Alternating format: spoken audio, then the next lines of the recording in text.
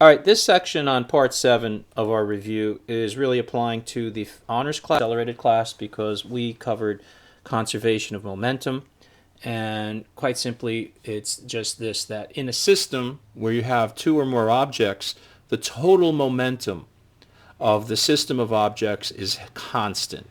So if I have a soccer ball, for example, here, it's got a mass m, and it's moving in this direction with a velocity v, it has a momentum mass times velocity. If I have a soccer ball here, mass m, that's at rest, then after they collide, so this is my before shot, then I have an after shot where I might have this ball, this is ball 1, this is ball 2, I might have ball 1, stay at rest, and ball 2 will take off with velocity v. This is my after picture. So the thing that we see here is that the total momentum of the system was constant. So the momentum before is mv for ball 1 plus 0 for ball 2. After, the momentum is 0 for ball 1 plus mv for ball number 2. And we see that the total momentum before is equal to the total momentum after. So that's always the case with momentum. Momentum is always conserved. It means that the total momentum before is equal to the total momentum after. And that way you can do something like, for example, if you have, let's say, two skaters and they're going to be facing each other and they're both on roller skates, say. So we have these two guys here. They're on skates, on ice. They're both at rest. And this is my before picture. And they're going to push off from each other.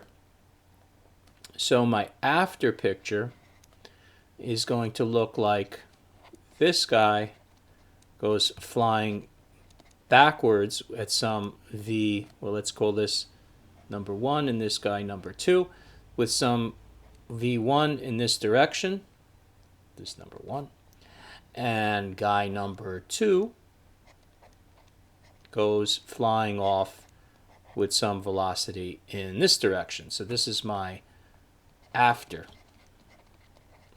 picture. So again, the conservation of momentum is going to dictate that the total momentum of the system before has to be the total momentum of the system afterwards. So let me ask you, if you're at rest here, what is the total momentum before?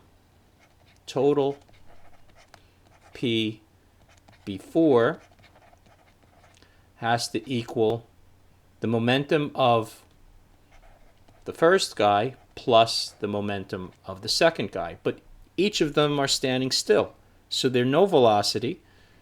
So it doesn't matter what the mass of 1 is or the mass of 2 is, they're both still. So the total momentum of the system before anything happens is 0.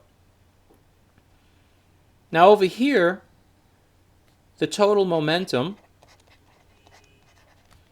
after they push off must still be 0, because the total momentum before has to equal the total momentum after. So if the total momentum before they do anything and they push off is 0, the total momentum of the system after they push each other has to be 0. Now momentum is a vector, right? We said it before, because momentum is mass times velocity, and velocity is a vector. That makes the momentum a vector.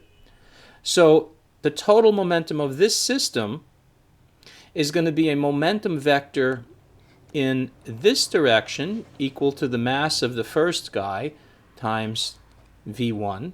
The total momentum of this guy, the momentum of this man here is going to be the mass of this guy. And let's just for example, let's just say that, well, it doesn't matter. Let's call mass 1, v1.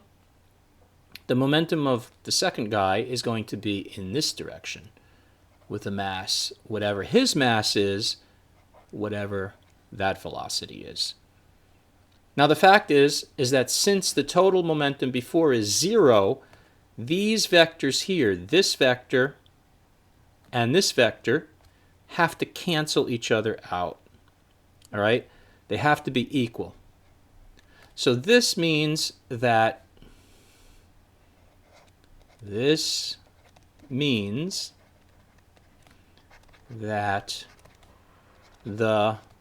momenta of each must be equal and opposite.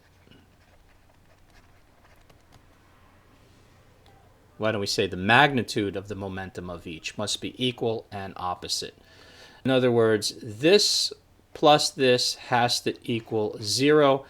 The only way that can be 0 is if this magnitude and this magnitude are identical, but they're in opposite directions. So if you have any situation where you got 0 momentum before,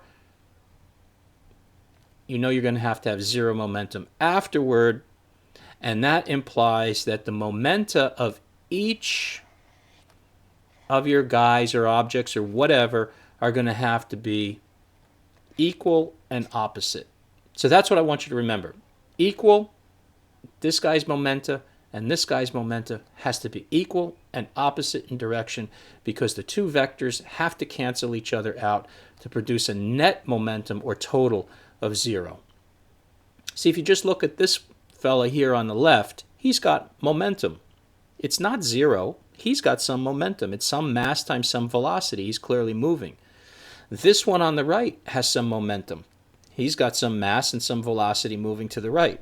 But the total momentum of both of them added together have to be 0 in order for conservation of momentum to hold.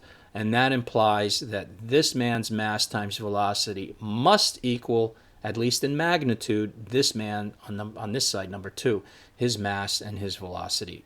They have to be equal and opposite. Okay, so that's it with part 7.